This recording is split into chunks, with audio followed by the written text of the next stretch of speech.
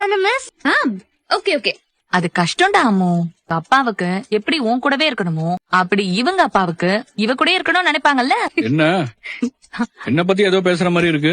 அப்பா செல்லம், வாடா. வாங்க தம்பி. சொல்லுங்க, யாழ்னிய ஊருக்கு கூட்டிட்டு போகாதீங்க, ஏன் ஸ்கூல்லயே இவளையும் சேர்த்து படிக்க வைங்கன்னு அம்மா சொல்லிட்டு இருந்தா. உங்க அப்பா மாதிரி இவங்க அப்பாக்கும் இவள பிரிஞ்சு இருக்க முடியாதுன்னு சொல்லிட்டு இருந்தேன். அம்மோ, இனிமே எப்பெல்லாம் லீவ் கிடைக்குதோ அப்பெல்லாம் நான் யாழ்னிய இங்க கூட்டிட்டு வரேன். அப்போ நீங்க 2 பேரும் சேர்ந்து விளையாடலாம், சரியா? Okay aunty. அவங்க கிளம்பிட்டாங்க, நாமளும் ஸ்கூலுக்கு கிளம்புவோமா? போலாம்ப்பா. உன்னோட ஸ்கூல் யூனிஃபார்ம் ரெடி ஆகி வந்துருச்சு. இன்னில இருந்து மேடம் ஸ்கூலுக்கு யூனிஃபார்ம்ல போறீங்க. ஏய் ஜாலி.